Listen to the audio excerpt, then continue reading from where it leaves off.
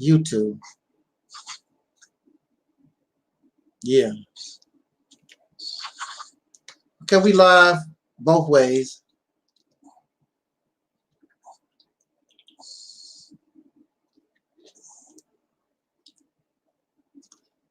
Did you have anything in particular you wanted to talk about?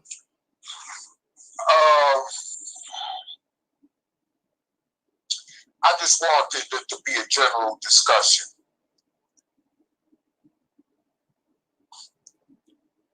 Okay.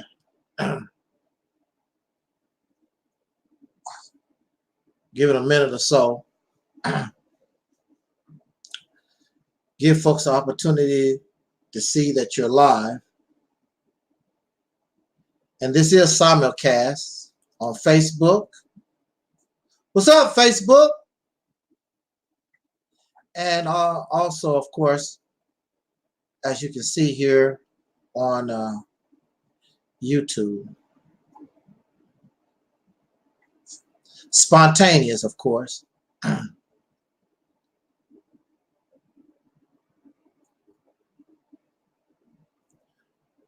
Go ahead and knock this one out the box and have a nice day if that's possible.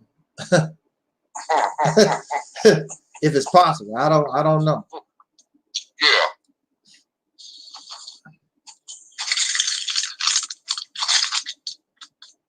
All right. On this busy, let's get busy. In the name of our ancestors, peace forever and always, and welcome to another edition of what I call what is all that you got rattling? Chip paper. Bag of popcorn. Yeah, you're making a lot of noise there, Mike.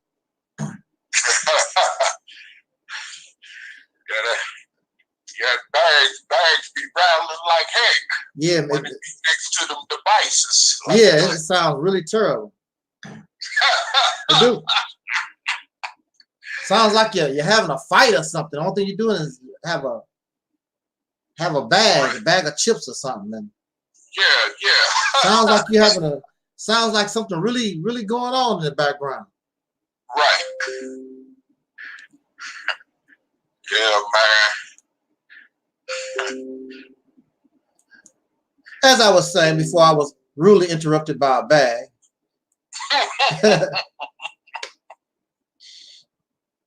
In the name of our ancestors, peace forever and always, and welcome to another edition of what I call the Reality's Temple on Earth Internet Ministry. I am the gatekeeper, the host of this program, known here on social media, YouTube, wherever you may find me. I'm known as the Mighty One, Angel Snubbed Up 7. And of course, I am also your soul brother, number one. Hey, you know, this is the killer thing about my taking the title Soul Brother Number One. Nobody else was using it except we know James Brown. He was the godfather of soul, Soul Brother Number One. And prior to myself, I have no knowledge that anybody else wanted that title.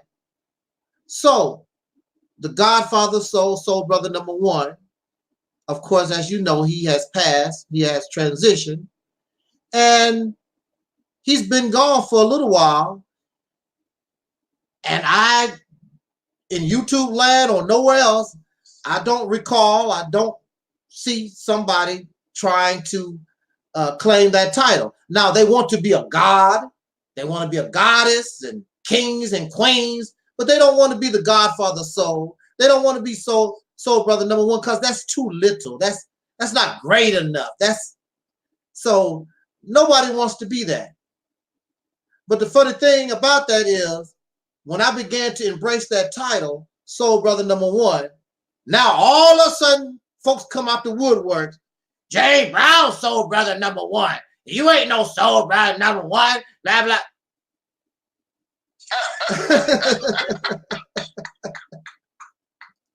Oh man. Boy, our people are so damn silly. Yeah. Now, I'm gonna remind you, this title went on for years. Nobody. You heard about people, I'm a god, I'm a goddess, and kings and queens, I'm royalty. Nobody reached out to say, hey, I'm soul brother number one. You know, I'm the Godfather soul. James Brown isn't here no more, so I'll take the title. There was no lines, and right now there's still no line to take that title of Queen of Soul or being a Queen of Soul or a Godfather of Soul or anything, because as you know, what we know of as soul was destroyed. The last I remember of anything of soul probably was during the time when my girls here, well, these women, when they were hot, they were the funky divas of soul. So soul, or the idea of soul, still was, you know, in people's minds. These ladies were calling themselves the funky divas of soul. If soul did not exist, then how could they, what were they the funky divas of? Just funky of being nothing, I guess. I don't know. But those of you who grew up, especially in the late 60s, early 70s, you know about soul power. You know what it was. When you think about soul, there's only one people you can think of. That is we who are the descendants of slaves born in America, and you can say have an African or Aboriginal ancestry or other, however you want to put it, the so-called Negro African American. When you think about soul brothers and sisters, you did not think about Africans. You did not think about Jamaicans. You did not think about people from Brazil. There was only one soul brother and sister, and everybody else, because it was so cool, we made it look so cool to have soul. Other people, including the white man himself, wanted to be a soul brother. Now, nobody is in no rush knocking down the door. Other people around the world, they're not knocking down the door trying to be an African or a native or a god or a goddess, and none of this other stuff that y'all talking about. Nobody's trying to knock down the door. But when we were coming into ourselves, because that's just a natural transition. Black is a word that came from the slave master. African is a word that comes from the slave master. That's there. Now, soul is English. Of course, it comes from the English language, but it was something that we embraced ourselves. The white man did not give us soul brothers and sisters. It's something that we began to do. Like a lot of the things that we began to do. We took what was in the society, we took the tools, we took the resources that was given to us, and we made it our own. We made it our own swag. But now, we sitting around here, and folks want to get angry at me because you want to copycat and plagiarize and be other people. So when an African person tell you you're a fake African, what can you say? You just look all stupid. Well, I am an African. I watch Roots. I know eyes are Africans. They can tell you what you are because you're trying to be them. And if they tell you that you're not them, then you're not them, and they don't accept you. And you get on your knees and but I is an African. I is an Aboriginal. You're trying to be something that you're not. You're trying to go somewhere where nobody wants your happy ass. So I embrace the Godfather of soul. I embrace soul brother number one because that's something nobody on the planet that can claim and tell me what it is and what it's not, because it comes from our womb. That's where it comes from. And you don't want that because it's not good enough for you. Somebody else's ice, African ice, the white man's ice, everybody's ice is better than your own ice. And then you turn around and tell me about self-hatred when here you are, your people coming from a slave-like condition, actually slavery for real. They began to rise up and began to embrace themselves, their own identity. I'm here. I don't know exactly how I got here. I know that we were slaves for 300 years. And maybe my ancestry is African, maybe my ancestry is Aboriginal. It don't make any difference. I'm here. I'm going to do my own thing. And you really think that there's something wrong with that? Being yourself. I don't want to be my father. I don't want to be my mother. I don't want to be my people. I want to be who I am. All of us come from our mothers, our parents, but we're different. All the children are not trying to be like each other. All your siblings, even though you might have the same mother, same father, all of you are different. And it's the same thing when it comes to people. You're different. You're unique. What's wrong with that? You can still be, you still related to mama. You still related to father. You still related to your brothers and sisters, but I am me. If Michael Jackson tried to be like his brothers or his father or his mother, we would not have Michael Jackson. He would not went inside himself to discover who he really was. And see, that's what you're missing. This is what you don't understand. You're missing your own greatness because you're tripping on somebody else. So you want to try to copy an African. You want to try to copy some Native Americans. You want to copy these people. And if you ever be successful, that's all you will be. And you will grow and you will develop no further than they got. And how far did they get? They were conquered. They were destroyed. You're going to go right back to a form of slavery because that's what happened to them in the end because they didn't know how to deal with an outside force. And they failed. They weren't very bright. When you have strange people coming to your land and you skin and grin in their face and these strange people and you use no caution at all.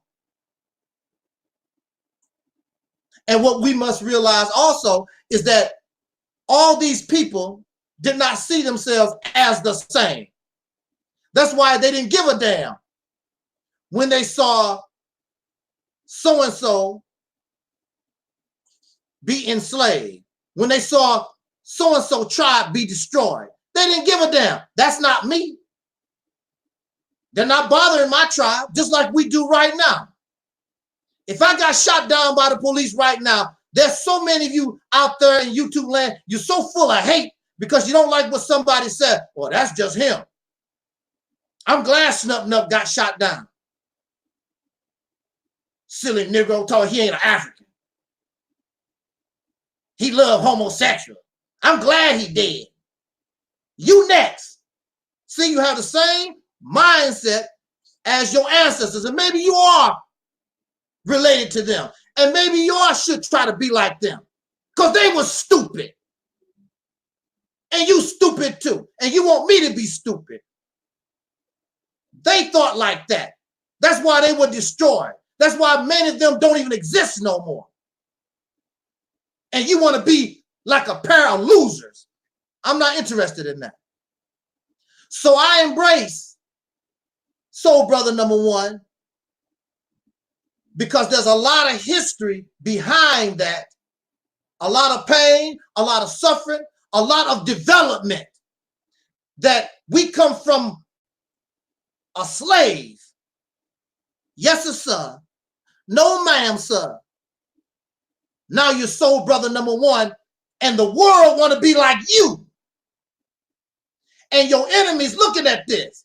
They slaves. What the world looking at them for?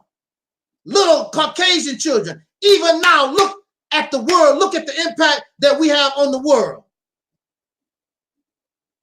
They want to be like you and me. Tupac t-shirts all over. Michael Jackson shirts. The things that we accomplished. They trying to be and want to be like you because you got soul. But you're so lost and you don't understand your own potential. You want to be somebody else that you don't understand your own potential, who you are. It makes no difference who your parents was. They could be great. But your parents are dead and gone. And only the living can develop and go on to do better things. So I don't care what ancient Egypt did. I don't care what ancient Ethiopia. I don't care what Marcus Garvey did or Malcolm. They are not here. You have the potential to do what they've done and greater, and that's what they will want for you. They don't want you to go backwards. Malcolm don't want you to be like him. Malcolm could only do what time allowed him to do. The knowledge that he was able to secure, as well as Marcus Garvey and Denmark Vesey, Nat Turner, and the list goes on and on. They could only go as far as what they knew. You're supposed to know more. So if you know more, then you should be able to do more, accomplish more, but you're not. You can't even accomplish what those who are gone accomplish. You can't get nothing going because you're trying to be somebody that you're not. You're not looking at your own worth, your own value, because the value of an African is more than yourself. The value of Aboriginal or those from Kemet, everybody is better than you. Build your nation so that you can copy what somebody else done. I want to be a Muslim. I want to be a Christian. All these religions, all these different things that y'all loyal to, you had nothing to do with his creation. The only thing you get is hand-me-down, what somebody else done. So when they tell you you're not a real Christian, you're not a real Muslim, you're not a real African, you're not a real Aboriginal, they have the right to say it because you did not create it. It belongs to them. You're trying to copy and put yourself where you don't belong, and they don't want you. And guess what? Somebody like me, I'll be happy to let you have your crap because I'm perfectly capable of, just like James Brown said in a lot of his lyrics, I'm getting ready to get up and do my thing. Do my thing. So you can't tell me what soul is. I'm the creator. We're the creator. You can't tell me what it's about. You can't tell me I'm fake because you have nothing to do with it. You have nothing to do with his creation. You have nothing to do with the ideology or nothing. So you can't tell me about me. Just like people on the street think they know you. The only one who knows you is you. Your mother don't know you. Your father don't even know you. The only one who really knows you is you, and sometimes we don't even know us yet because we have not developed, we have not matured, we have not grown to that point. We don't even really know until you get some age.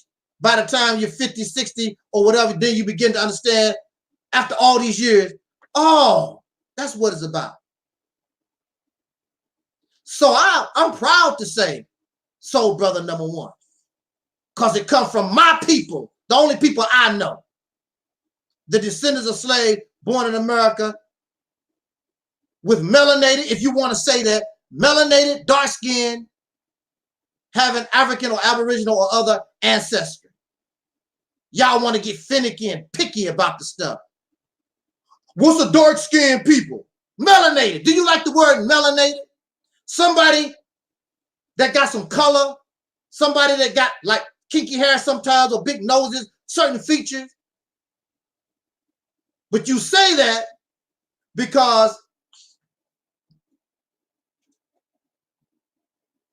you're looking to find something wrong.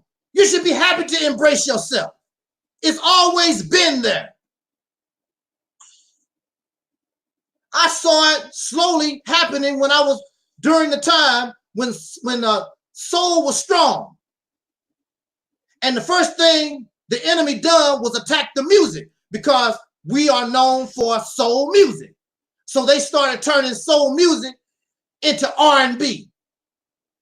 Stop saying that word soul. We don't want to hear that no more. And since he controls the media, we start getting away from ourselves. And they start pushing African American and black. Soul, you was looking into yourself, coming into your own. Black, you trying to be like whoever created, because you didn't. You didn't create that definition or ideology or concept of what black or African or none of this stuff. That's why you got to read a book. That's why you always tell me, you don't read a book. For what? So I can read about what somebody else tell me what I am? I don't need to read a book to tell me who the hell I am. I don't need a book. I don't need your damn encyclopedia. I know who the hell I am. I don't need your help. I don't need somebody, a stranger, to tell me who the hell I am. You don't know nothing about me. You are African. If I'm an African or an Aboriginal, since you know so much about me like that, then you tell me, who is my grandmother? Nobody has answered that yet. Who is my what's my grandmother's name? On my mother's side of the family. Since you know that I'm an African, I'm an Aboriginal, I'm a copper person, all this stuff that you came up with, since you know all this about me, you know about me, what I'm about, then you tell me. These people just ignore. They ignore 300 years of slavery. You just ignore the breeding farms. You just ignore the fact that we interbreeded with other people who were biracial. We were raped by the peckerwood. And there's something else. Oh, the people themselves were different. All Africans are not the same. All Aboriginal people are not the same. So you have a group of people, all these folks was forced to mix with one another, except the peckerwood. He was happy to get in the mix. And you intermixing with the mix, and you think that you're supposed to be pure. That's the most dumbest thing I have ever heard. You really that dense. Do a simple experiment and play with your children at the same time. Go get some clay, different colors, and start out pure. A red piece of clay and a green piece of clay or whatever. And do what we did, what happened to us in slavery. And watch what happens. Hey, what's up there, John Henry? What will happen if you take that green, red, and orange piece of clay and you begin to mix all that up? Now you already know, but you're so delusional and you have these false fantasy ideas of what you're supposed to be that you just ignored the simple. Because if you take these pieces of clay and you do to that clay what slavery done to us, you're not gonna have orange, green, or red clay. You're gonna have this brown mixed crap. That's what you're gonna have because it's all mixed up. So once you get to this red, green, and brown mixed up piece of clay, how can that clay claim to be green or red or brown? It can't. It's neither, it's none of it. But that's where it comes from. It's very simple, but that's not what Dr. Clark said. That's not what Dr. Ben said. That's not what Sarah Sudan said he said. But this is what reality said. This is what the truth says. Because you want to be something that you're not. Which leads me to, this is a general discussion. I'm going to say what I need to say. And Brother Taalik is here with me on the platform, on speakerphone. If Brother Taalik wants to bring in another subject or whatever, he's he can do that. But I want to talk about this in relation to myself here. Because there are those who would say the only thing Angel Snub 7 do is complain. I don't like Angel Snubbing Up 7 channel because the only thing he paints is doom and gloom. Well, what's up, Facebook?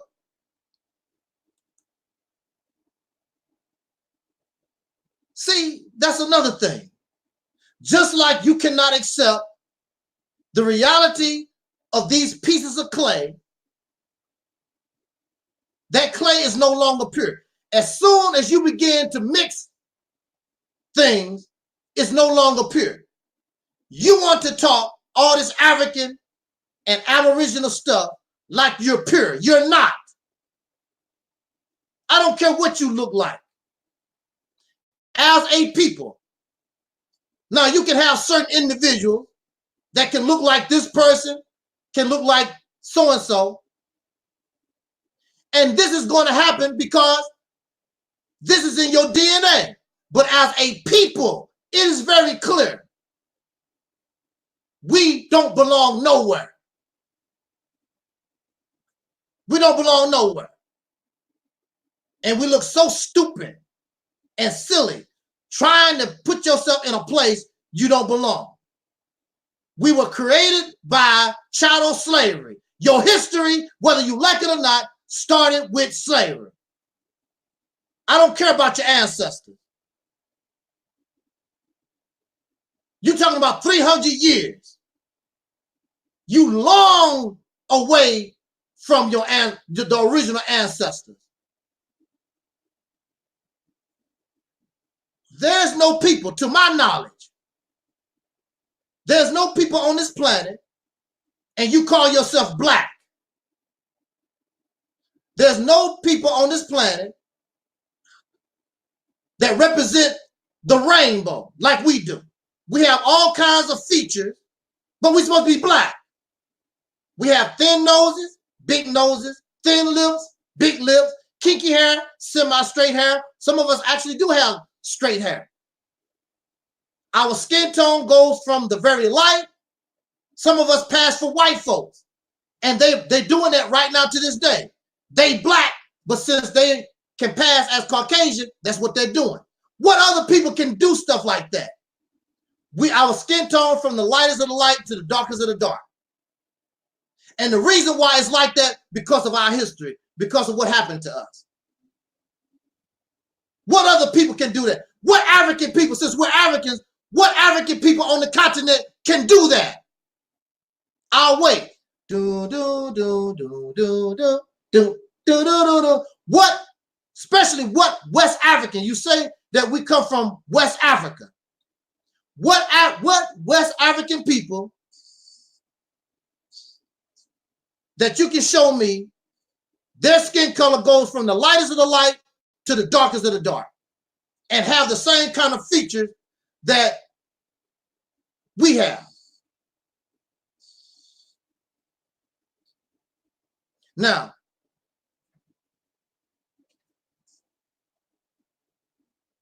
John Henry says we were mixed African people in Africa before we got here because our African ancestry, I can put that on the screen. I can let y'all read that yourself.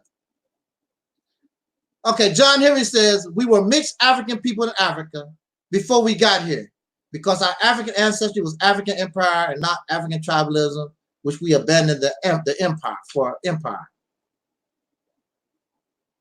I don't understand that because in Africa, even to this day, they exhibit something called tribalism. And when you have tribalism, you cannot be a mixed African people when you are practicing tribalism. So I don't know where you're getting your information from. It don't make any sense because even in 2019, you see people, they are separated. They are not mixed. They will tell you quickly. And from the people from the continent that I've met personally, they tell you what tribe or what country they come from. They don't talk about a mixed nothing. They are proud of their tribe, their nation.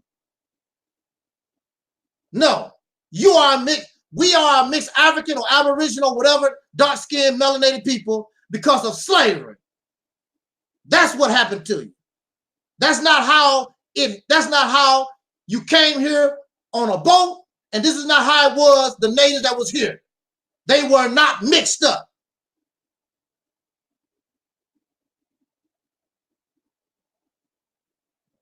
The reason why the Africans don't want to know you is because they know you're not them.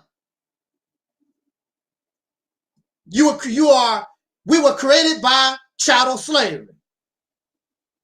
And that's perfectly fine. You act like you shame of it or something. Good. There's no blood on your hand. You can start fresh. Nobody can claim that you murdered them, raped them, you took over their country. You are fresh.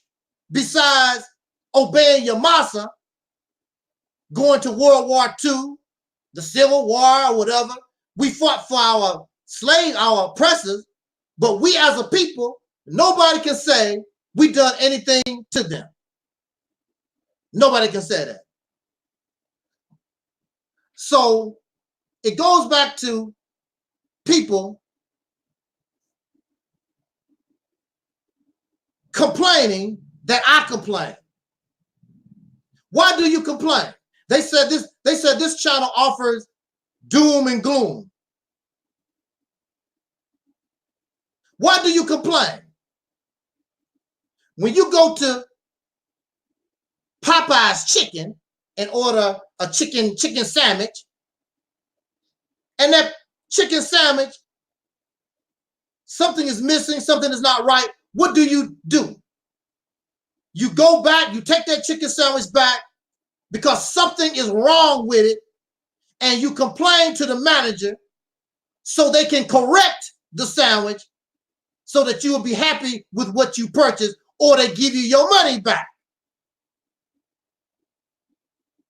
People complain about Donald Trump. Well, if you don't like Donald Trump, then next year, then you use your voting power and you vote for somebody else. Because you complain, there's something about him you don't like. When you don't like something, you complain about it. That's what people do. You complain because you want to try to fix and bring remedy to something that something is wrong, something that has error. That's why you don't like Angel Snub number 7, is because the things that I say, you cannot accept.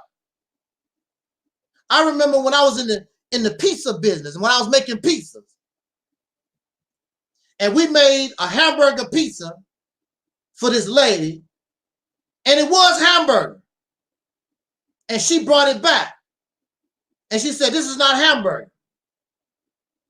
And the manager said, oh, this is hamburger. He went and even got the package, the hamburger meat that we're using. This is hamburger.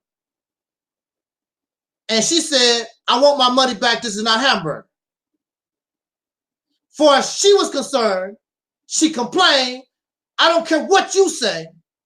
As far as she was concerned, this was not hamburger.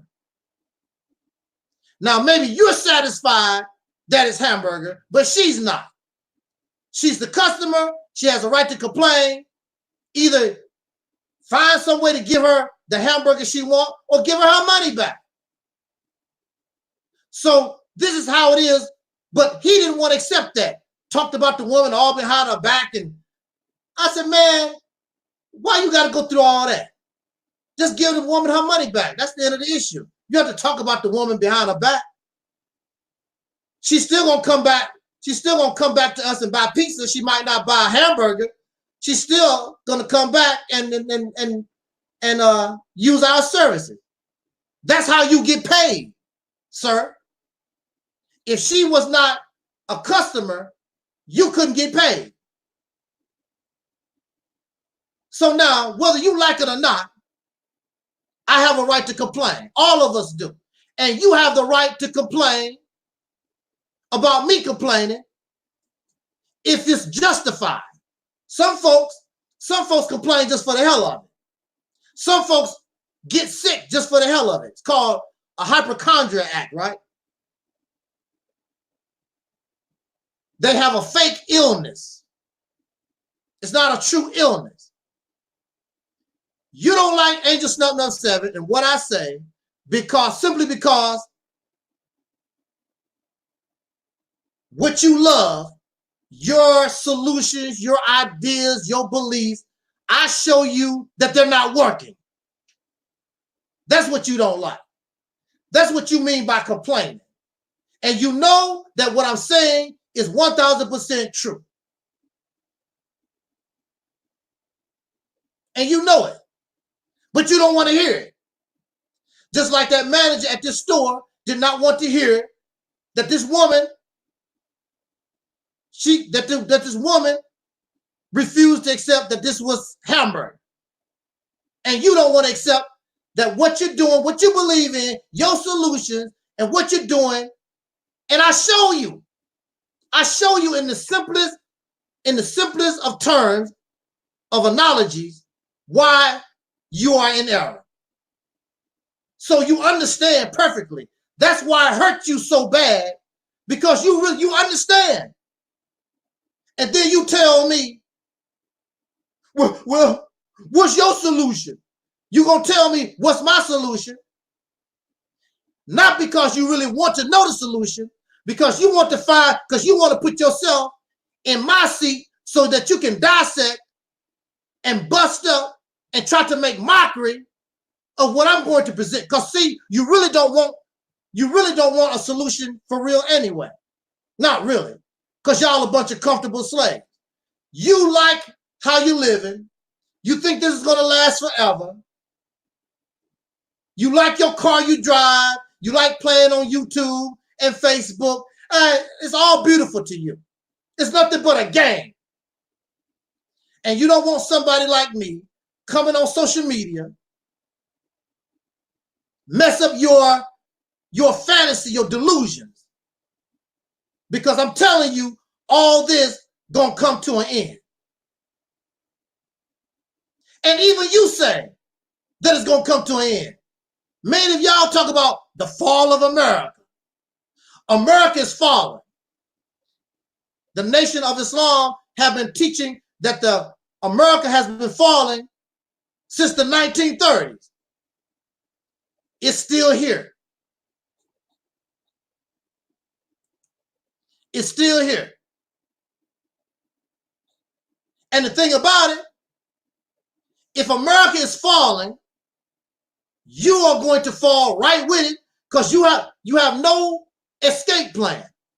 So if I was you, I would not be in a rush for America to fall, because you're going to fall right down. You are going to go down to the bottom of the ocean with this boat, because you have all your solutions.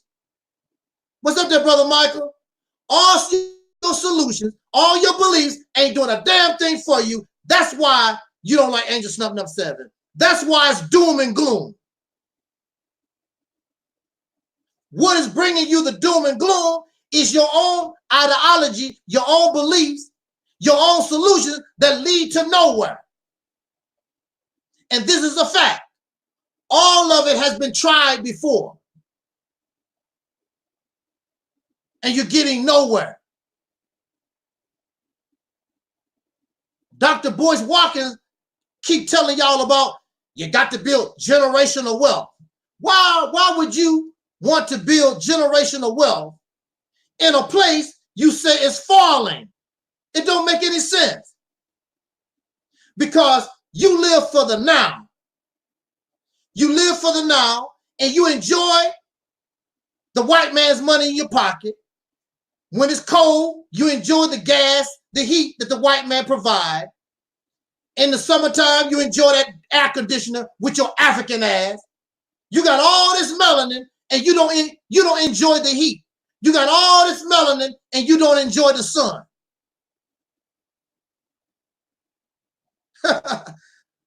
See, this is what you don't like about Angel Snub Nub 7. Because I constantly point out your bull doo-doo, your unrealistic view of these things. Look, It's thousands of y'all. Thousands. You say you African or whatever. Black first, pro-black, RBG nation, whatever the hell you want to call yourself. It's thousands of you. And you can't get nothing done. Nothing. You can barely sell a t-shirt. You can barely sell DVDs. You barely can sell a pair of shoes. You can barely do that. Least to speak of, you ain't accomplished a damn thing. So this is what you want me to do. You want to be able to come to my channel, and you want me to tell you that you're a God and you supreme and you're a goddess and a king and all this stuff. That's what you want me to tell you. You want me to lie to you. That's what you want. You want me to tell you that you are African when clearly the story itself tells you you're not. You're a hybrid. You're a mutant. You're the result of what happened in chattel slavery. That's the reality of it. Appreciate you too, brother Henry. Clearly, that's not the case. And see, the thing about it is, I used to think just like you did until I began to clear my mind, not only from Christianity, but from all this pro-blackity black, these pro-black teachings. Had to clear my mind and start from scratch so I can look at things from a clean slate and look at things for what they really are. And I'm going to tell you now, the difference between you and me is when they told me, oh, you're a God and you're a king. I didn't trip off of that stuff. That don't mean nothing to me. Never have. My number one priority have always been, I want liberation from this oppressor. That's nice. I'm a king. That's nice. I'm a God. That's nice. What does all of that mean when you're living with your enemy? And you giving your babies Similac and infant milk every damn day? What does that mean? When you have to get up, get in your car, and go work for somebody else, and that work don't benefit you. So what? What does that mean? It don't mean nothing at all. Feel good rhetoric. My mission, my self-appointed mission. No God told me nothing. I'm not a Messiah. I'm not a messenger. I'm not divine. My self-appointed mission is to destroy all y'all feel good crap that y'all enjoy and you love. All of it. I don't care how micro it is. Destroy it all because you need to grow up. All these fantasy stories and fairy tales and delusions. Your history and the way you look at things is not realistic.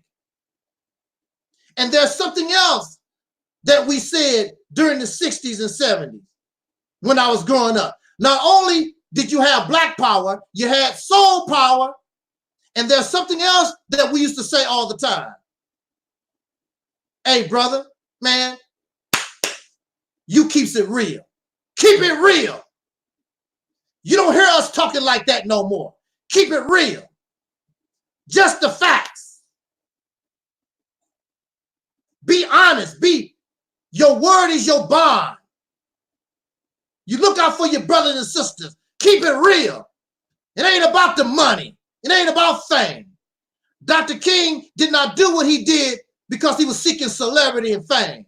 Nor Malcolm X or none of these people. Only you in 2019, skinning and grinning, begging for money, embarrassing as hell. That's what you looking for. Look at me. I'm smart. Look at me. I can write a book. Look at me. I'm articulate. Look at me. I'm charismatic. Give me y'all money. That's what it's about. They're not, these folks are not looking out to improve your condition. Even the old heads, they're old and tired and they're ready to die. They don't give a damn about you. And they failed during their time. Farrakhan is a failure. Al Sharpton is a failure. Jesse Jackson is a failure. All the old heads, they failed. They were not successful. And you following these people. They doing the same thing that they was doing when they were losers. They're a bunch of pathetic losers. And you following up behind them. They smart. How are they smart? They live with racists.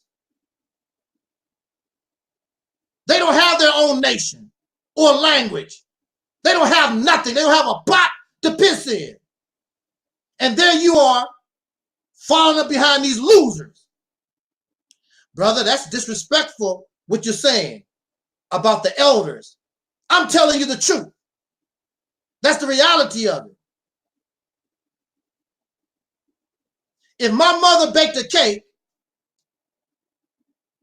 and the cake tastes like concrete, I would not be doing my mother justice by telling her, mama, this cake, good. I know it hurt your feelings, mama. But I don't think you use flour. I think you use some of that Instamix, that concrete crap them cats was making the sidewalk out there. She might get angry. Well, cook your own damn cake. But that's the truth of the matter. And she'll get over it. And the next cake that she make, I bet it would be better. I bet it would be better because somebody was able to tell her the truth. The reason why we losers, because we don't tell our people the truth. They do a little something and it's not good enough, and we be clapping. That's good. We on our way. Look, you've been here going on 500 years. You on your way to what? You on your way to what? Your trying is not good enough. Your success is not good enough. It's not changing the condition. When your success begins to change the condition, now you earn praise. What are we doing right? Let's keep doing it, y'all. But when it starts to fail, don't keep doing it because you're happy. Uh-oh, that's not working like it's supposed to. Let's change directions. Let's change directions, y'all. There's nothing exciting about being a loser. So this is the reason why you don't like Angel Snubbed Up 7, because I keep telling us the truth. And you call truth, you call reality doom and gloom because you don't know how to change it. Because you're loyal to that which brings doom and gloom. You're loyal to that which has proven to be a failure. You're loyal to that. And then you have the nerve. First of all, you don't care nothing about my solution, but just being sarcastic. What's your solution? Then I tell you, Mississippi campaign. Oh, that's not going to work. How you know? You never tried it. In fact, like I told you, it's not even my idea. It's something our ancestors was doing before they were terrorized and was forced to flee the South. They was doing it anyway. The only thing we want to do is do what they couldn't do. Unless you're terrorized, because that's the only thing that stopped them. They were terrorized. You don't even want to try. You want to talk about something failed. And you haven't even tried. But we know 1,000% all that stuff y'all talking about. All your gods, all your spirituality, all your beliefs, all that stuff that y'all bring, look where it's getting you right now. 30, 50 years from now, you're going to be saying and doing the exact same damn thing. And why isn't it working? It's not working. If it's not working, then maybe you should try something different.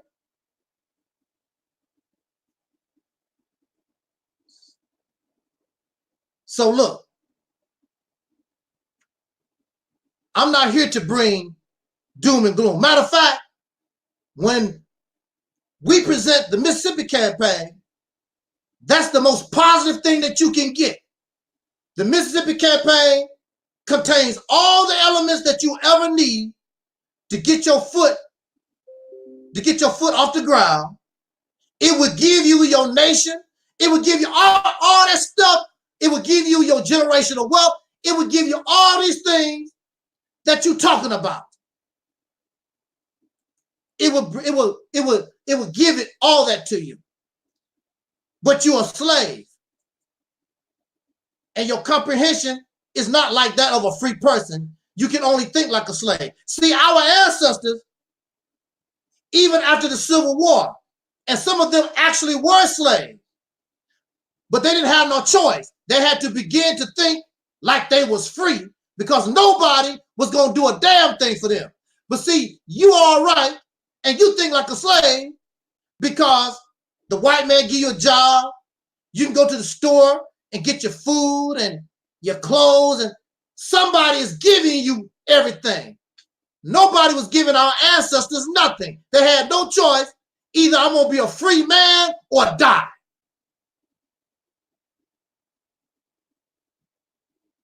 So you don't have that type of incentive because you live comfortable. Our ancestors did not live comfortable.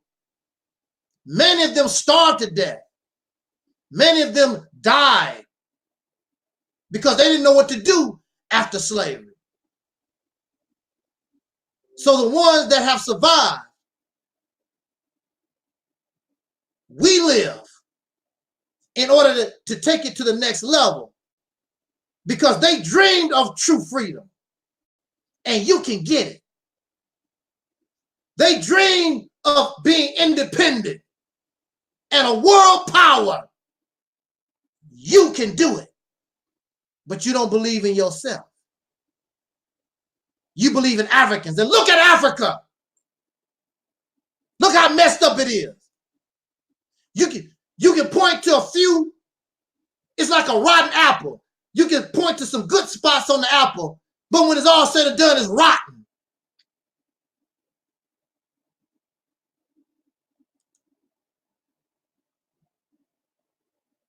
The continent of Africa is rotten because those people, once the Europeans left, they didn't know what to do no more. They don't know how to act like free people no more. And they copy their oppressor. So you have leaders in these African nations, they live in the high life, and the people are starving to death. The African women are getting raped. The people are starving to death. All kinds of hell those people are catching. You talk about, let's go back to Africa, and these people are doing everything they can to come where you at. And see, when you talk about, let's go to Africa, you want to go to the places where you think that it's not a rotten spot is at. You don't want to go to Africa and you might have to struggle. You want to go there and show off your American money, and these Africans basically become a slave to you because of your American money, and you comfortable and you retired and all like that. That's really what you want. That's your sick idea of Africa. You really don't want to go there and struggle and help those nations get strong. You want to live like the European that you are. And that's what you are. I used to call us dark Europeans. That's what we are. That's all we've ever known. We live with Europeans going on for 500 years. And just because you put on a dashiki, just because you speak an African language or have some African friends, that's not going to change nothing. You are a dark European, accept the reality. The only way you can change that, you and me We're damaged goods. We'll never be African. We'll never be Aboriginal. But if that's what you really want to do for your children, then you need to get them the hell out of America. You need to send your children to be raised by the Zulus or Ghana or Zimbabwe or whatever. Or if you believe that you are Aboriginal, you got to send your children to live with these Native American tribes. So that's all that they know. And they are raised that way. Like the Bible said, that's the only way you can be born again. But as far as you and me is concerned, you can talk all that African Aboriginal crap, all that you want to. You're going to die as a dark European. That's all you ever know. That's it.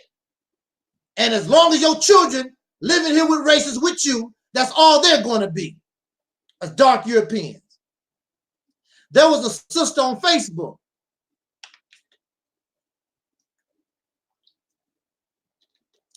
Now, this sister on Facebook, she's an Aboriginal, and that's fine. She's an Aboriginal, and she puts down all this wonderful information about Native Americans and being an Aboriginal. I applaud you for your research, your scholarship, and she even has a certain connection to her family. They still have this connection to, I think she's I don't think she's Cherokee. But anyway, she's part, a copper person. But then she talks about how good she can cook, and it's a plate of soul food, minus the pig, macaroni and cheese, sweet potatoes, blah blah blah, collard green. Wait a minute, that messed with me, because here you are spending 24 hours a day talk about you and an Aboriginal, but then you come on Facebook showing off your cooking skills, and it's soul food. Soul food meaning connected to a slave, meaning connected to European, meaning dark European. See, you can't escape it. That's what you are. You can call yourself Aboriginal or African all that you want to. Hey, shh, be quiet. Be quiet.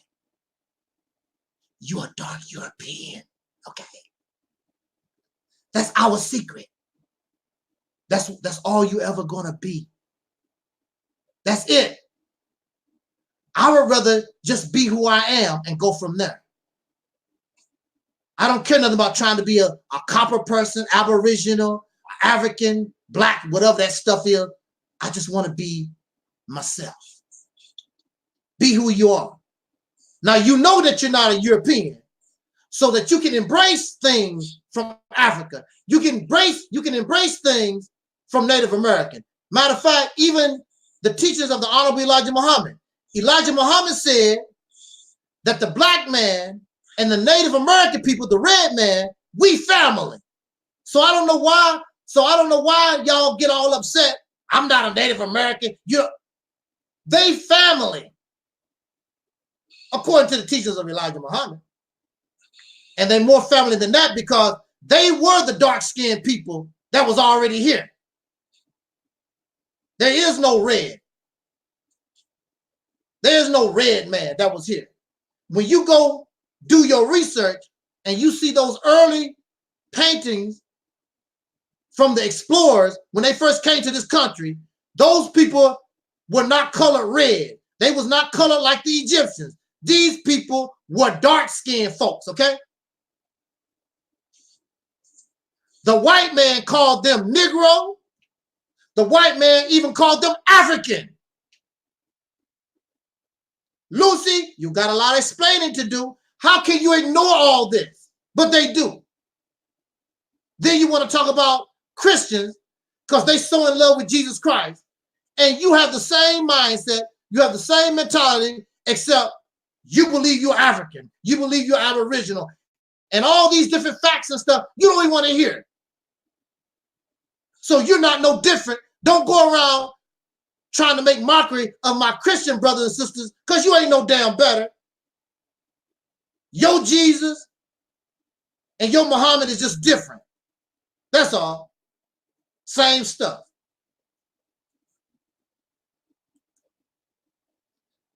So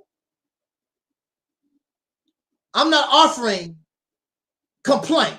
I complain because something is wrong and you deserve, this needs to be fixed so that we can be free. Yes, I complain. Yes, it's doom and gloom because you're not doing the right thing, like Spike Lee said. You keep doing the same old loser, pathetic stuff on this road to nowhere. So yes, it's doom and gloom because that's what you want. But you don't want to be reminded of it because you fall in love with it like they fall in love with Jesus. Has Jesus returned? Where's Jesus at? Who the hell gonna wait 2,000 years for somebody to return in their right mind? You don't even have a lifespan of 2,000 years. Why would you wait on somebody? You don't even have a lifespan of 2,000 years. I'm waiting on Jesus. 2,000 years. All these generations told that lie. It's a lie. All these people that have lived and died, no Jesus yet. The mothership gonna come out the sky. When you die, you're gonna go to planet New Rabia or whatever. All this fantasy and stuff that y'all believe in. No, I can't get with it. I'm done. I'm done with the fantasy stuff. I'm done with the feel-good rhetoric and the delusions. I accept things for what I know. I accept things for what they are. That's it.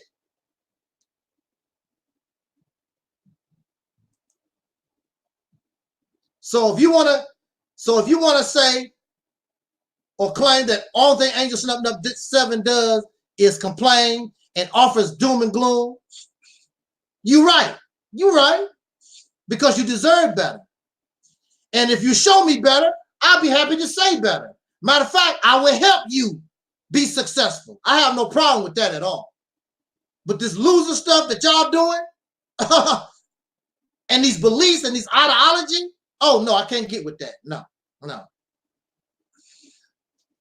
So on that note, I am through saying what I want to say. Thank you, Brother Michael, for being here, and Brother John Harry. Thank you for your comments. I'm going to send the mic over to our brother Taalik, and if he wants to change the subject or say a little something, and or if there's questions or whatever, we'll deal with that later on. But right now, I'm sending the mic over to our brother Taalik. Yes, thank you, my brother. Yes, everyone,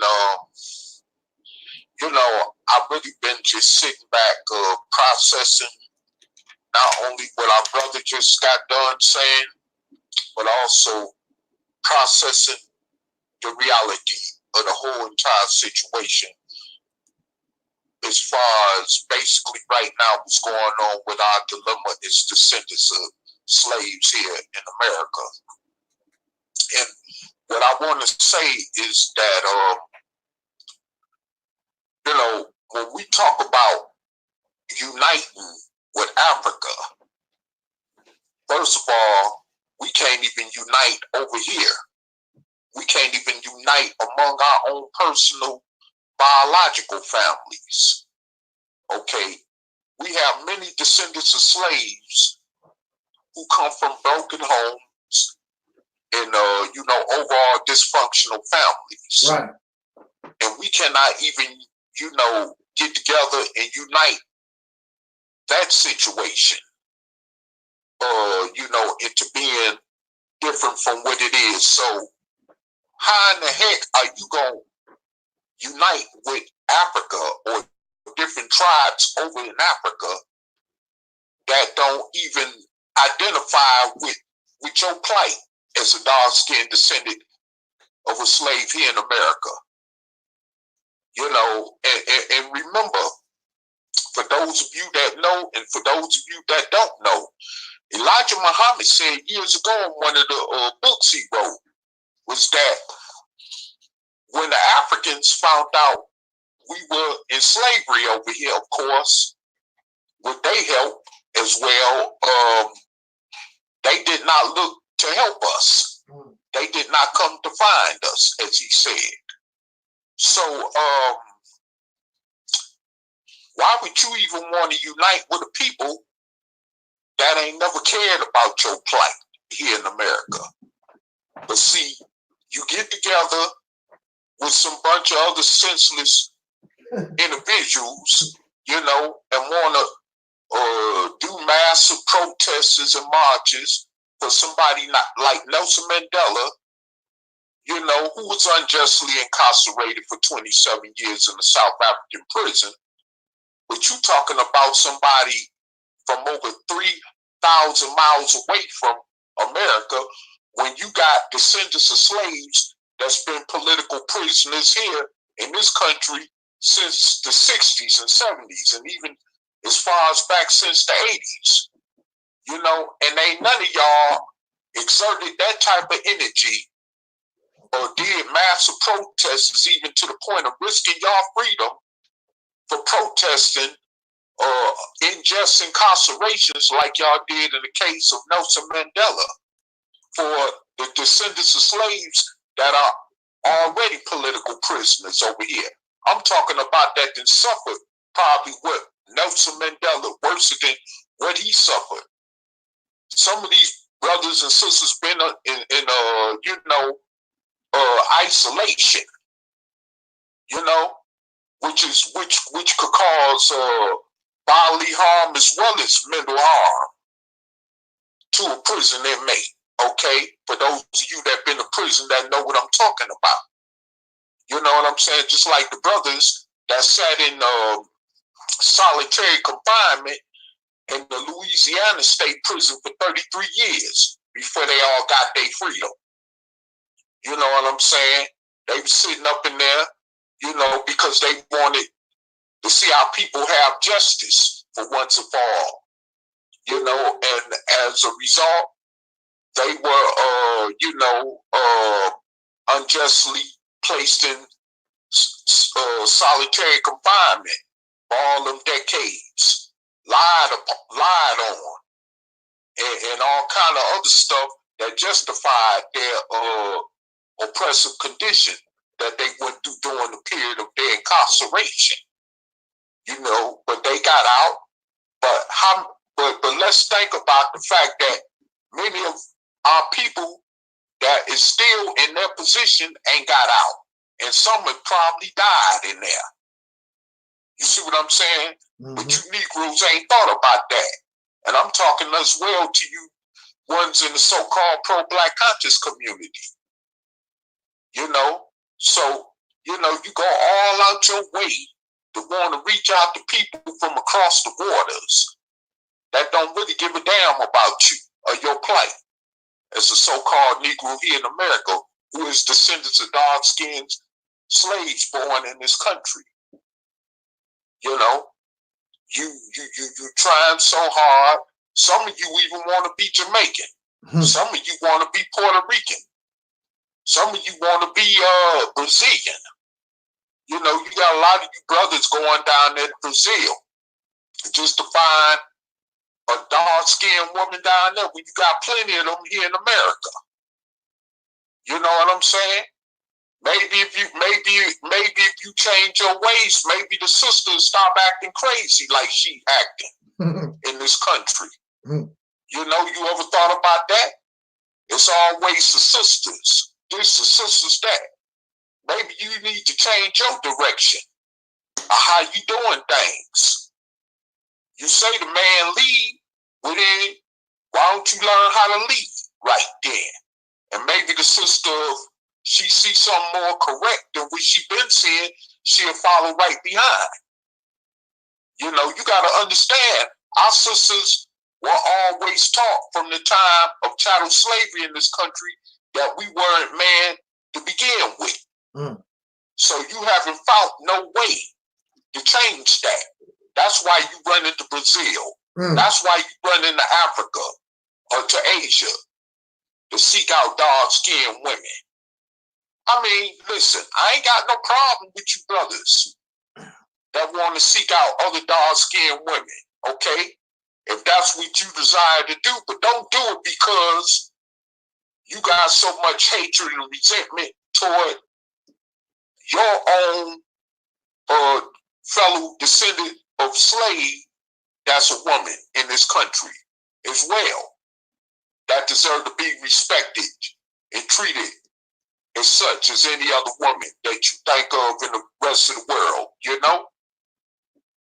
You got to remember, these are the mothers of your kids. Mm-hmm. These are the grandmothers of your children. You know, all the way back to your foremothers that was raped on slave plantations.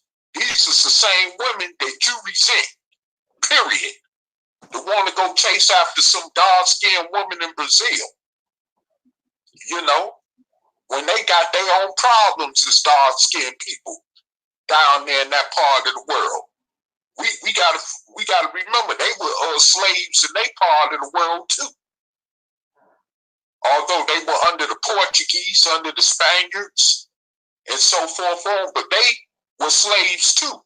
So they got a whole different set of problems that they dealing with. And we want to go down there and be a part of that?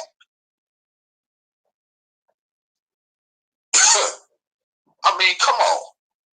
And I'm not saying this because I like to travel. But I don't go down there I don't want to go down there traveling for them reasons. Okay? But if I have to get out of America, it won't be because I want to go down there because I want some booty. You see what I'm saying? That ain't why. You know, I would want to go to Central or South America. It would be to get away from this hell in America. You know, and because that's all that's on most of you brothers' minds, and because that's why getting some dingling is mostly on a lot of you sisters' minds, is why these racist crackers keep blowing your head off every time you look up. You know what I'm saying? Because you ain't, you know, putting your priorities in the right perspective where they should be placed at, which deals directly with your complete freedom as a people. So if you really want to be free, then you got to change your priorities around. You got to get away, like somebody said, from the same old tactics you've been using to try to gain liberation or equality and freedom and justice. You know, and the thing about it is that we don't even have the mind. We want to, first of all, we want to talk about the ancestors. Mm-hmm. But we don't even have the mindset that the ancestors had. And I ain't talking about no so-called ancestors from Ethiopia or Egypt or Timbuktu or Zanzibar and all that crap, okay? That ain't got a damn thing to do with us here in America. I'm talking about those chattel slave ancestors. We don't even have their mentality. And what I mean by saying their mentality, they wanted to be free of all this bull crap. They didn't even want integration wasn't on their mind. Mm-hmm. Let alone worrying about Jim Crow and segregation. Integration wasn't on their mind. They just wanted to flat out be free from all this crap. We don't even think like that today because we want to continuously integrate with the enemy. The same enemy that keep on busting us in the head, you know, putting trumped up charges on us, over sentencing us to draconian jail prison sentences out this world that they wouldn't even do to a dog. You see what I'm saying? But you know, you still want to integrate and get acclimated among these people when they've showed you time and time again that you serve no true purpose as a fellow human being or being among them.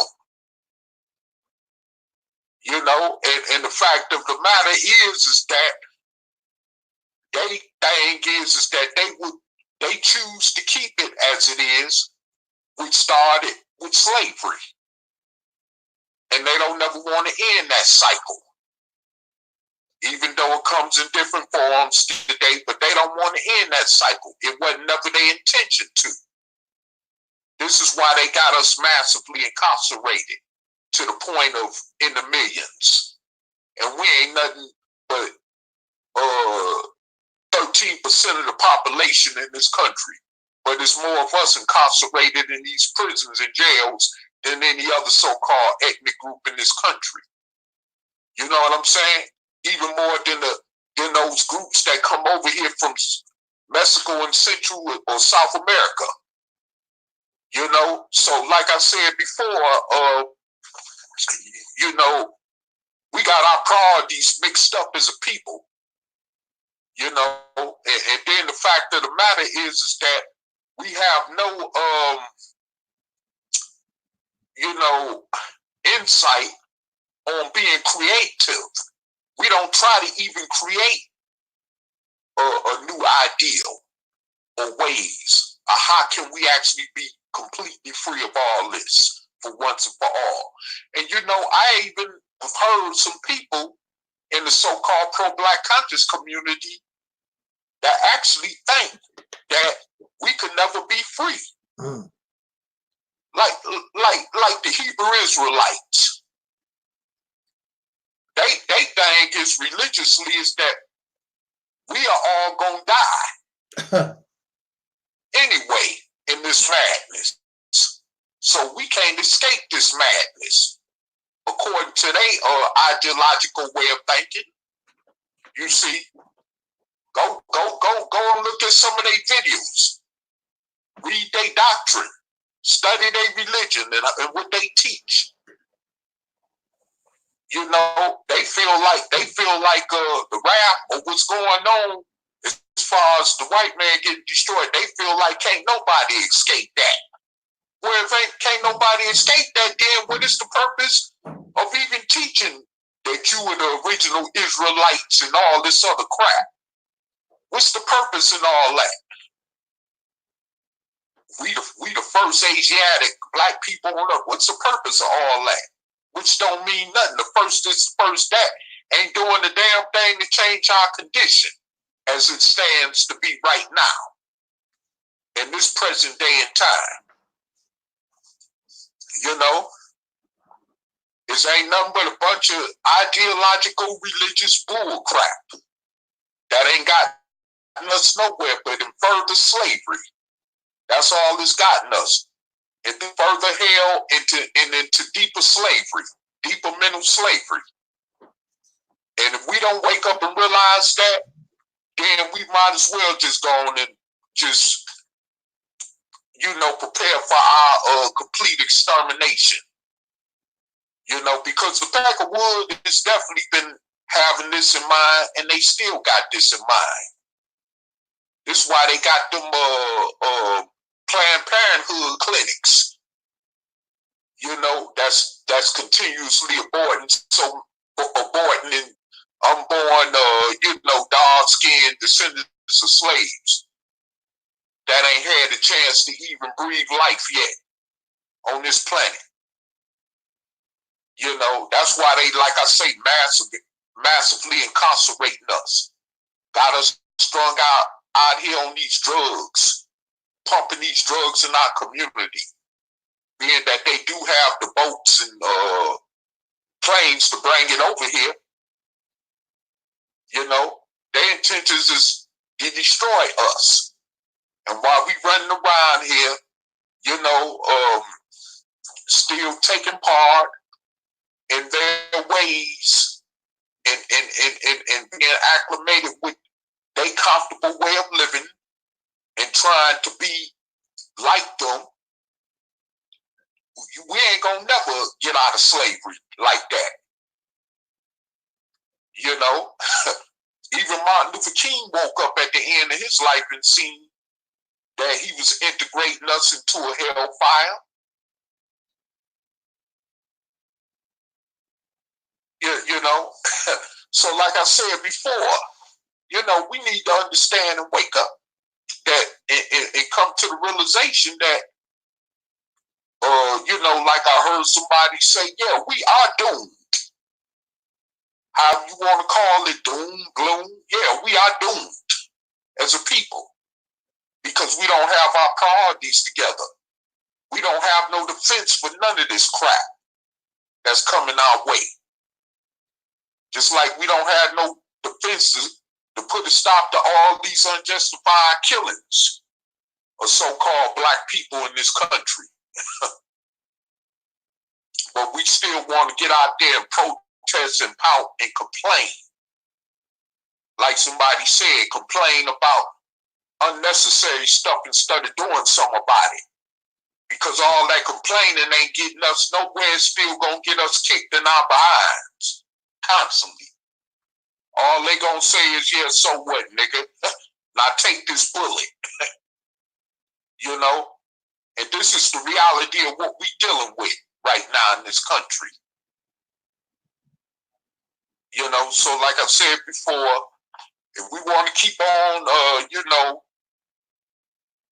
talking about other people complaining, then how about if you don't think that the solution of the Mississippi campaign is the answer, then why don't you create your own solution? How about that? You know, why don't you create a more effective solution that may even be better than the Mississippi campaign, which personally I would embrace. Because I don't see nothing that y'all got that I should embrace that's better than the Mississippi campaign. Or at least that has the ingredients that the Mississippi campaign have. I'll put it that way, you know. And you know, as far as this other stuff like with Africa and all this, going back to that, you know, Africa, them nations over there is so destabilized that millions of them are either dying or trying to get away from there as we speak on this platform. You got many of them taking chances in terms of putting their own selves at risk just to get across that Mediterranean Sea, to get over into Europe, to their former, you know, colonists. That is part of the reason why their countries are the way that it is in the continent of Africa. Or they're taking, you know, desperate chances to get to America. But then we want to run over there. That's just backwards. How about this? We go over there, just like someone said, don't look to go to Ghana, don't look to go to Senegal, or any of them countries that you think is more stabilized over there. Go to them countries where you got the struggle at and start from there and help them people to elevate their countries to be better than what they is. If you're going to go to Africa, learn how to live the ways that they live, even if it's the so-called heathen ways. You know, see, this is the reality of what the situation is. You know, and stop trying to live like Europeans if you really want to separate from America that bad. And that's just a simple. That's just the whole simple situation. You know that I can only just say or speak on in terms of changing course of how y'all you know, got y'all priorities set up, because y'all priorities is very wretched right now as descendants of slaves in this country. Y'all don't know, so a lot of y'all don't even know if y'all want to be Christians or Muslims or Hebrew Israelites or Rastafarians or Nuwabians. Some of y'all want to be both at the same time, you know? And I saw this when I was in the so-called conscious community. You know, a lot of y'all might as well just go back to Christianity in the plain way that it was taught by, you know, oppressors of over 400 years. You know, y'all might as well just go because y'all are confused. This black conscious pro-black stuff got y'all really wretched-minded right now. To the point that y'all have completely lost y'all minds, whether y'all realize it or not. You know, you get on social media, you know, you still call each other the N-word, threaten each other, and all this, especially if you don't agree with somebody else saying and all this crap. You know, that ain't no different than the way straight up plain no Negro Christian think. But y'all want to promote this ideal that y'all so better than the fellow dark-skinned descendant of a slave that is a Christian, when y'all actually aren't. You know, so the thing about it is that I better wake up. Because, I mean, we are definitely doomed as a people. You know, and I want to speak on something else, too, before I close out. You know, I want to talk about family for a minute, the importance of family. How can we even talk about uniting among each other as an entire group of descendants of slaves in this country when we never had no unity to begin with because of the fact that we were, you know, created from the circumstances beginning with chattel slavery, okay? And then another thing I want to point out is that many of us, as I said before, when I started off speaking, that we come from disgruntled families. We come from, you know, unnatural circumstances, you know, that produce many of us as who we are today as individuals, or if you just want to say families or what, you know, and because I can look at my own so-called biological family, and when I see the wretched destruction that's taken place among my own personal so-called family, it helps me to really understand what it is to be a descendant of a slave born in this country. It really does. And I'm even starting to realize it more in my early 50s, that in fact, slavery had an impact on the way that dark-skinned descendants family structure is. And as a result, because we can't even get along as relatives among each other in many families of dark-skinned descendants of slaves born in this country, is why we as a group of people find it hard to come together, period. Because remember, they say, if you want to try to unite, it starts at home first, right? And if the house ain't together, then how are you going to try to come together with everybody else if you ain't got your house together? And see, this is a problem that many of us refuse to address. And I find it that even apparently the so-called Black conscious community, whose ideology I once shared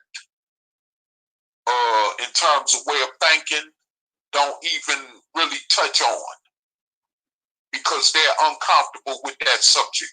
Just like many of us as dark-skinned descendants of slaves born in this country is uncomfortable with the subject of slavery, period.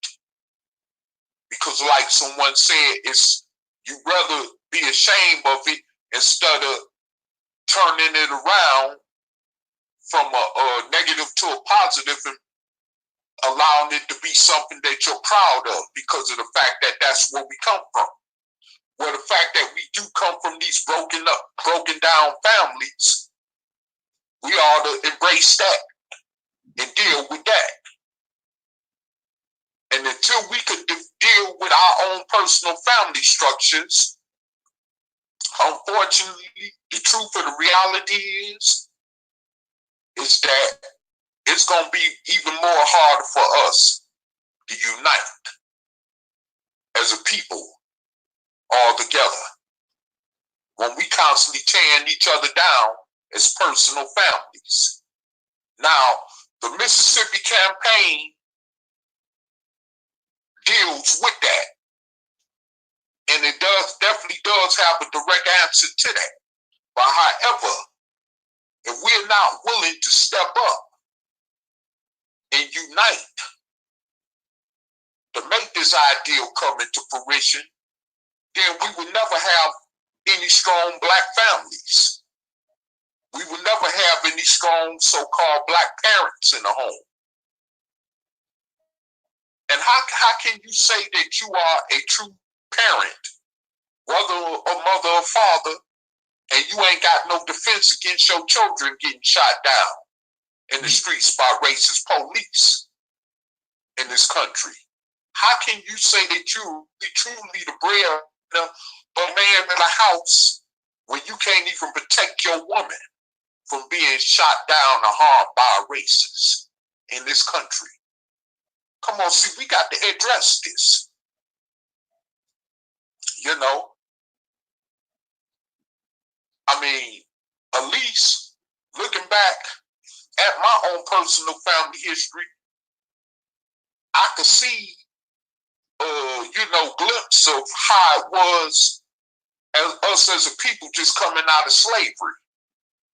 How families were still more closely knitted together. And that's not the case no more. That is not the case. We're divided, whether it's because of drugs, whether it's due to mass incarceration, but it all channels back to where the problem started, which is the root of the problem, which was chattel slavery. We can't never forget that. And if we're not willing to address that, then we're not willing to address anything else. Because I hear a lot of people even talking about, well, we got to change the way the family, we got to change the way that the family structure in our communities is.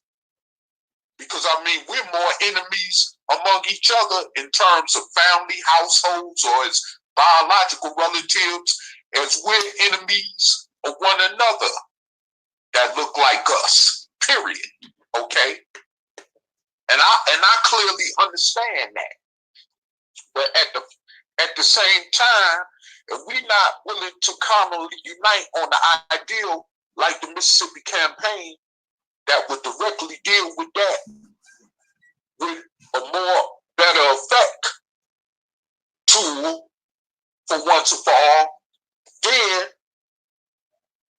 we need to stop talking about rebuilding families or trying to patch things up with family. And I'm going to tell you something.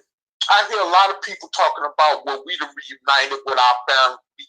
We done rekindle differences with family. You know what? That's a bunch of bull crap.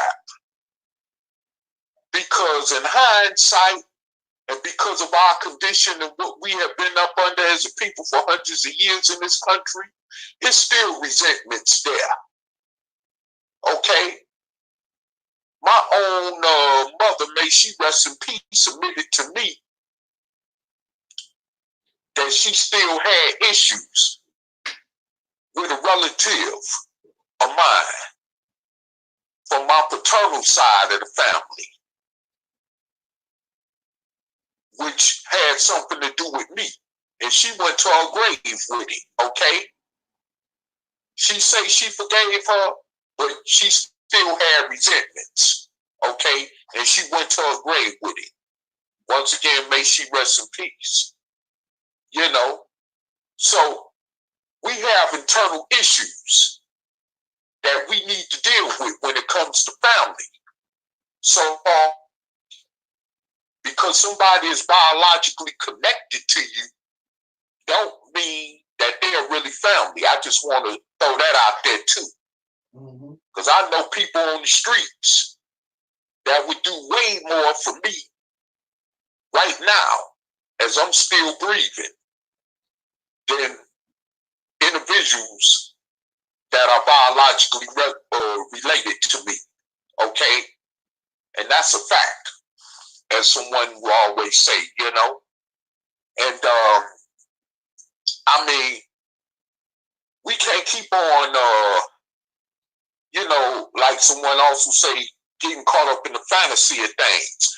If we don't deal with situations as a people like we supposed to, we need to deal with the root causes of what brought this on.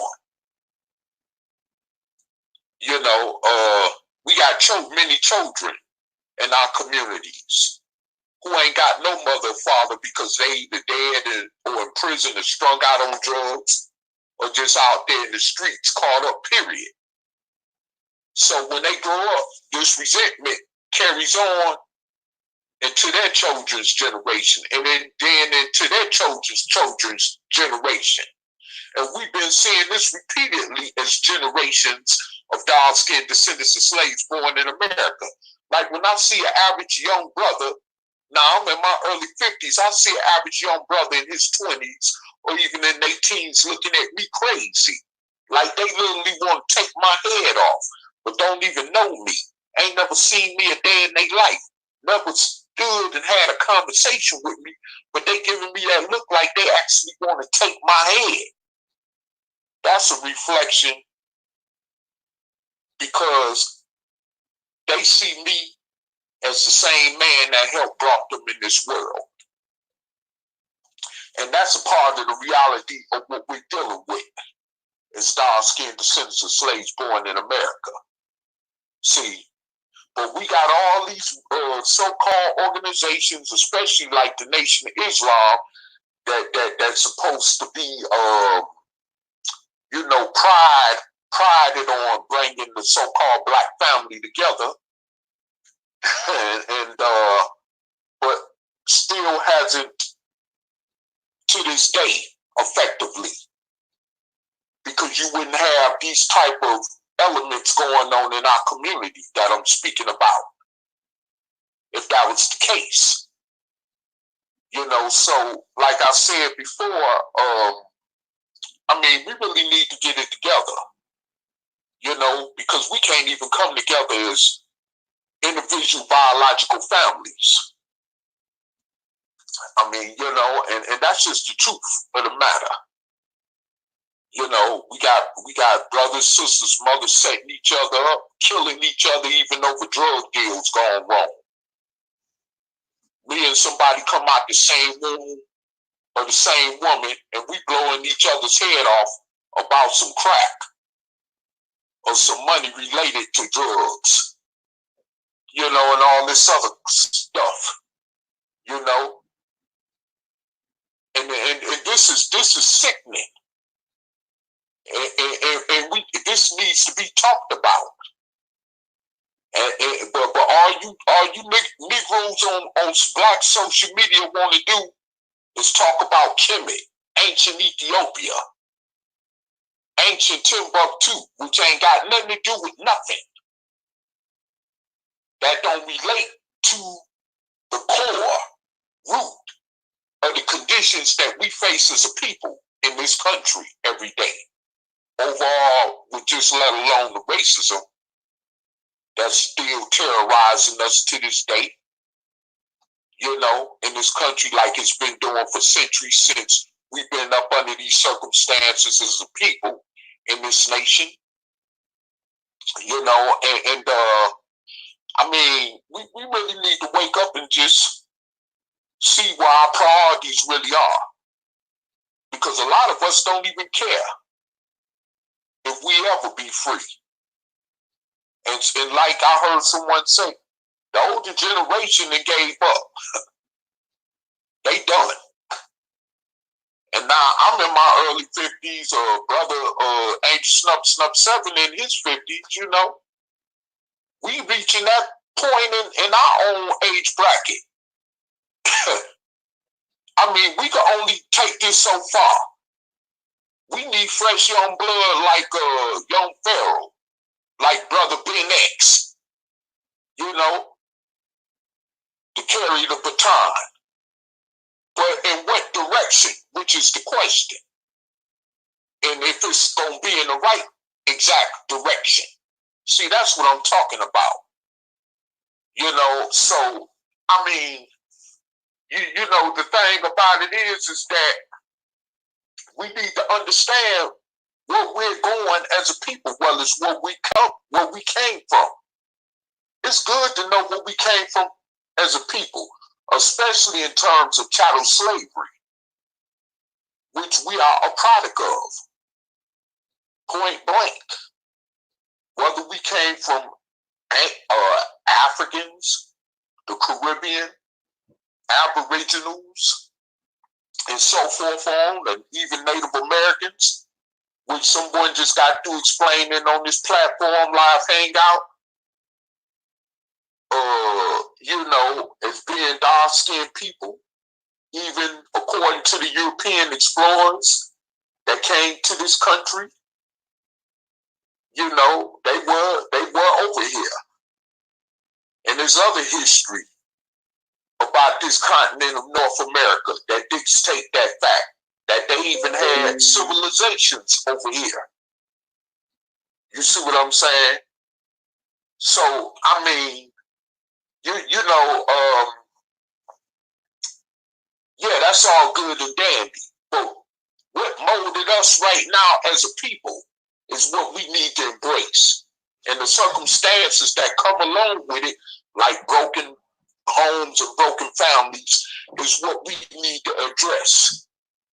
Because all this other stuff that we addressing or talking about and ain't getting us nowhere, it's just a waste of time. Like I said before in the video,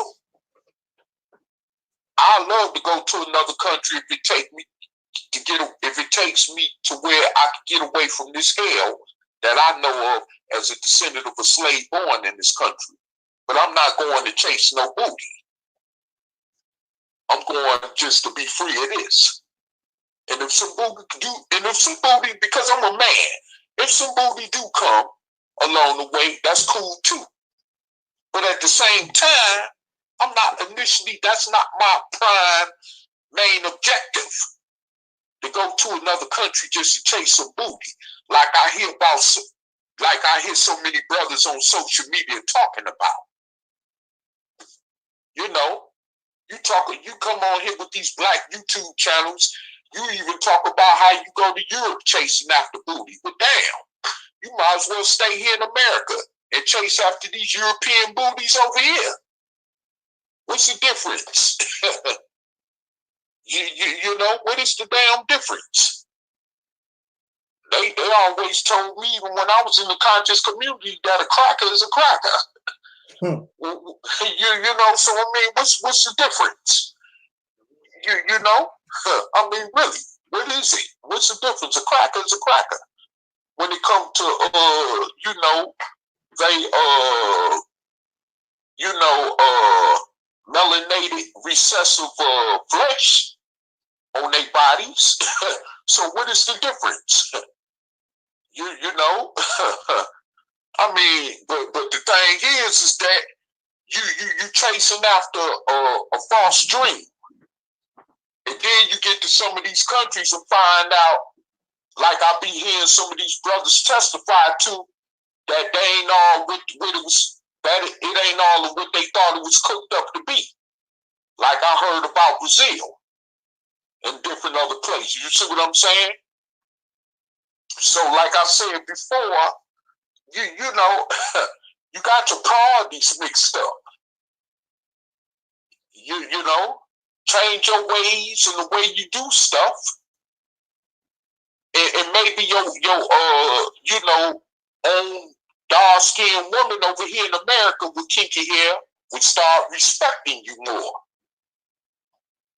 And if she don't want to respect you, that's fine. You have more that will respect you. You know what I'm saying? People got to stop being emotional. That's where all this chasing after booty and sex and all this come from, so much excessive sex, because y'all so caught up in y'all emotions. This is why so many brothers and sisters in the penitentiary being introduced to homosexuality and lesbianism, because they caught up on emotions. You know, gotta stop that. And I'm just talking all the way across the board when we really speaking on things that affect us and issues that we really need to pay more attention to, instead of ancient Egypt, ancient Kemet, Ethiopia, Zimbabwe, Timbuktu, ancient Morocco, the Moors, all that crap. The people ain't claiming us. And this is the crazy part about it. They not even claiming us.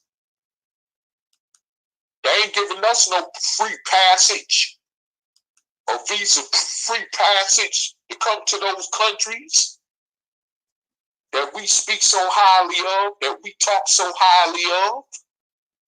They ain't claiming us like that. You know, I could see if they was claiming us, talking about come home, welcome home back our brothers and sisters for real. Give us some of that land they got over there in the countries, like in the Congo, which got enough land they could give 44 plus million of us as descendants of slaves in this country, where we could go set up, you know, and colonize and do what we need to do to really make ourselves independent. You see what I'm saying? Since we want to be so independent and separated from the enemy, I could see if them nations in the continent felt that way about us, but they don't even feel that way about us. And regardless of them cultures that you so much caught up in that arises out them nations, even the people from them ancient cultures wouldn't even claim your butt if they was alive today. You ever thought about that? I mean, come on. We come from a different construct as a dark-skinned people.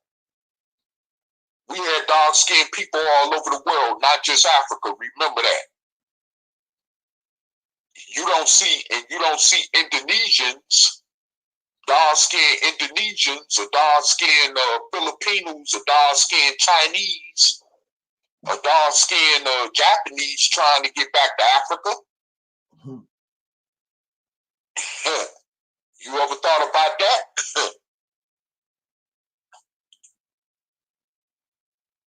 But we the only ones that's so engulfed in wanting to acclimate ourselves with Africa. You know? We don't, we got our priorities mixed up. And understand that. This is not no game. This is for real. Our lives is at stake as a people in this country. You know, our lives is at stake. We have no, the only option is that either one or two, either change our way and methods of,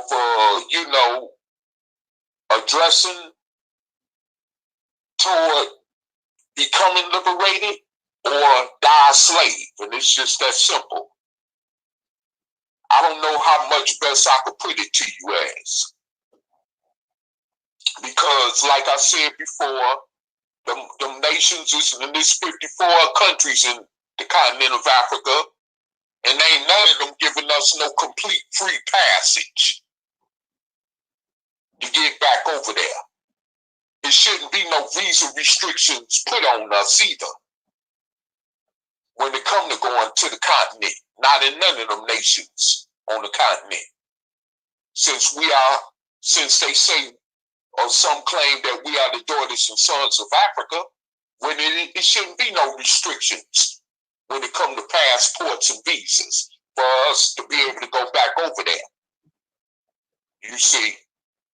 So we got to look at that and consider all that.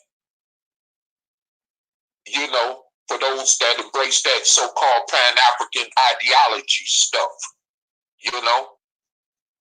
And even those that don't, they need to understand and know that too. They do not want us, and they are not claiming our butts. And just that simple.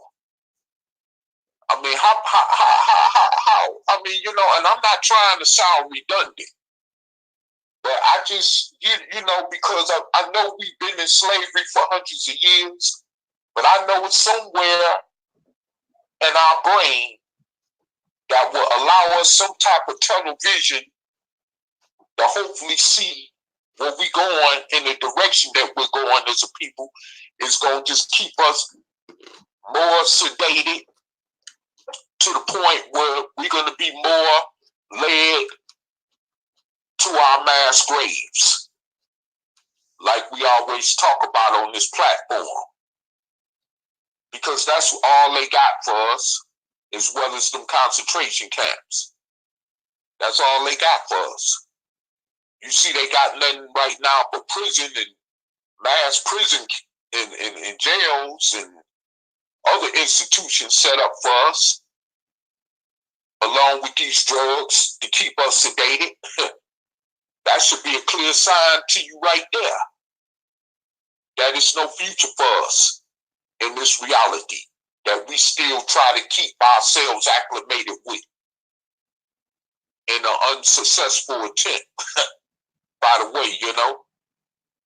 So, like I said before, if we don't start really looking at the whole reality of this situation across the board, well, I'm speaking basically from in terms of bringing your awareness up to date with, then we might as well just consider being a slave and dying as a slave. And it's just that simple. Mm-hmm. You know, and it ain't no other way to put it other than that. You know, and the fact that I mean, it is what it is. But listen, I am a diabetic, and eventually I'm going to have to take my insulin, and I got other things to do as well. So I'm going to pass the mic back, but I was glad to be able to be on this platform live with the brother today on Facebook and throughout the rest of social media land to be able to give my input in on some things as well. So, you know, if you want to, you know, comment on what I say, get with me in the comment section or whatever, and I will revisit that.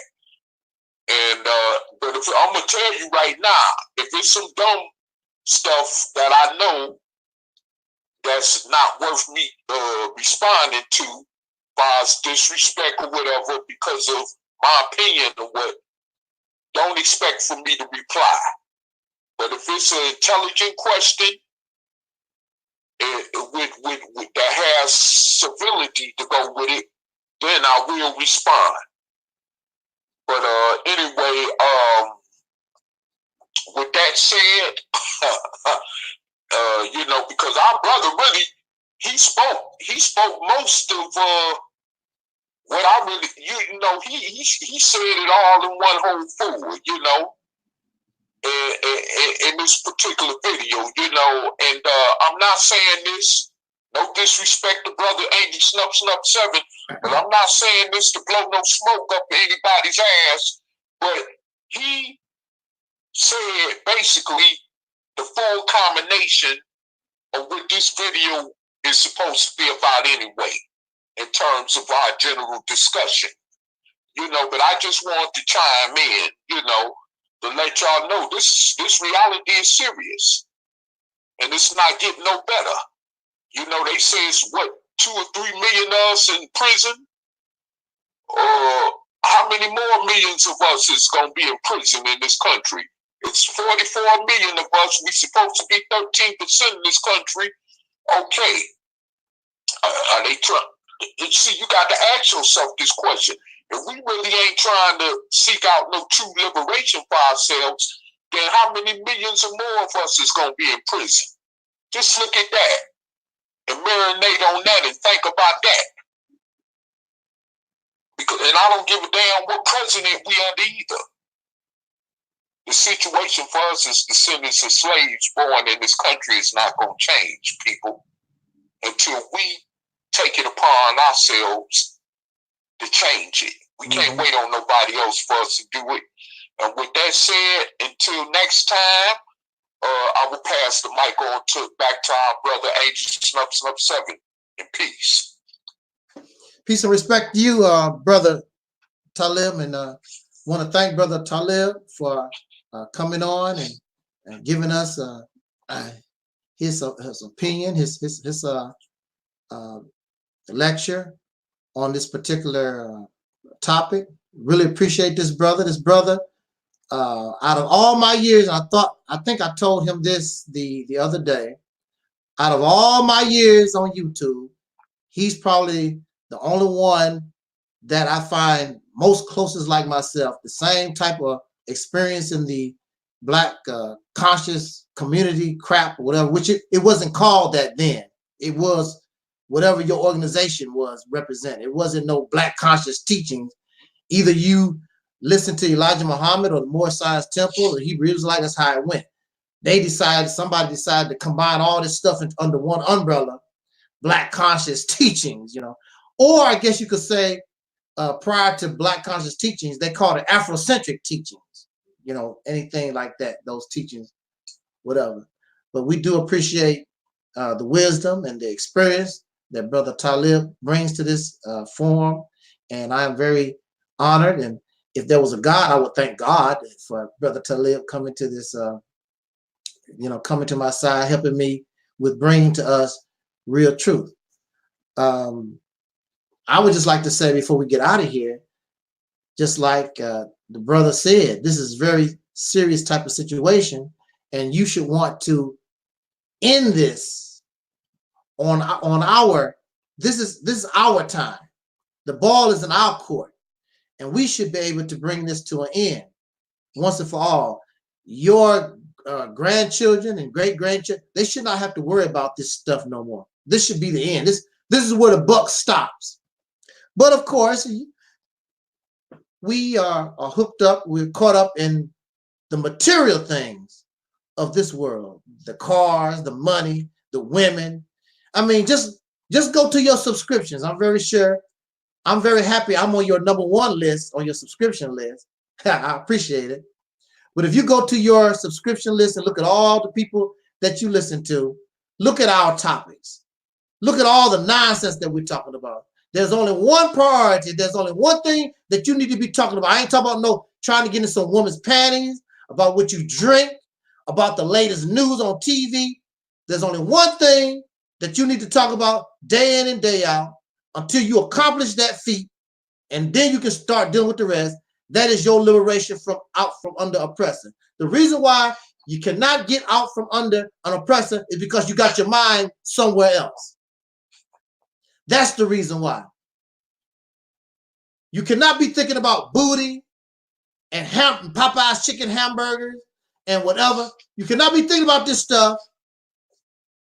And then on the side, you want to make time for your liberation. Plus something that we talked about earlier that makes it even more difficult is that you continue to do these things that clearly that's not taking you nowhere. I know you like Farrakhan. I know you like Umar Johnson. I know you like all these people. They are not leaders. They're not taking you nowhere. They're basically entertainers. Farrakhan if he has another 10 years left, he's doing real, really good. It's over. He's an old man trying to die peaceful. It's over. He does not really, that's not his concern. He done his time. It's over. Most of these elders out here, you know, they're getting up in age. They said, woo, I think I'm gonna make it. That's the only thing on their mind. They don't care nothing about you like that. They're gonna continue to have you doing the same loser ass stuff that they done.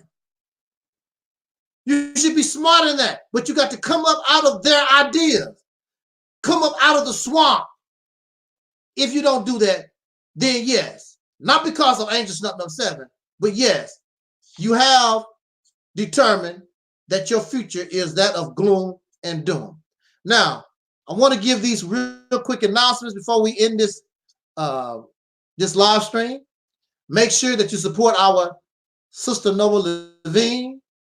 She has created a new website called ancientcreationmyths.com, and also support her channel, because sometimes we might be doing our thing on her channel or some other brother or sister that's on our platform channel instead of always on my platform. Of course, later on, I will put it, download and put it on my channel.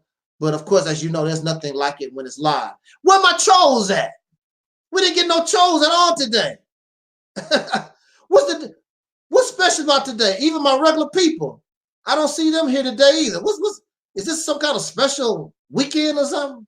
The trolls not here, my regular people not here. Wow, what's up with that?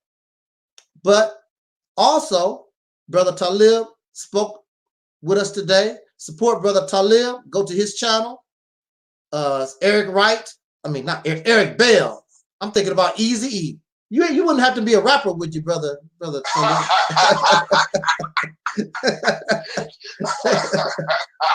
I don't know why I think of Eric Wright. I know why I was thinking about Eric Wright. I was reading an article or watching a video. I think it was probably reading an article about how much Eazy-E accomplished in his short time, on the planet. Yeah, that's why. And you're Eric, and he's Eric too. So he's Eric Bell on YouTube, Brother Talib, and all the information, the links is in the description box of this video. Support our brother Cool Cutter, Brother Gary, and if you want to, which I don't, y'all know I don't press nothing, but if you want to, you can donate to the platform and help pay the internet bill, or if you want to buy me a Wendy's chicken sandwich, you can send that to Zelly, I think that's what it's called. And I want to say that I really enjoyed. It's always an honor that you would give us this a few minutes of your time, because you don't have to do nothing. You don't have to listen to us at all. And most people don't. Most people don't, but it's very funny. I keep getting flagged. It's mighty funny that the trolls show up. That's mind-boggling to me. Somebody that really, as far as Folkz is concerned, I only have 10 subscribers, 5 listeners, but I get flagged and the trolls come. I don't understand that. So apparently there must be something here. Whatever little that we're able to do, they don't want us to do nothing at all. So that should make you think. On that note, Facebook. And I know Brother Malik was in my Facebook. Thank you, Brother Malik, for Brother Malik calls you awesome, Brother Talib. Oh, okay. Yeah, I appreciate it. Yeah, awesome lecture. That was an awesome lecture that you gave us, brother. Appreciate you being here with me. Again, to the chat room, those on Facebook, and those who will listen to the Facebook broadcast later on and YouTube broadcast later on. Thank you so much. I appreciate it. On that note, we is out of here. And as Dr. Cornelius always told us, as important, I wish us love, peace, and soul. Don't give up your soul. Y'all got soul, and let's keep it real. We are the 5,000. Peace. And we're off live. Yeah.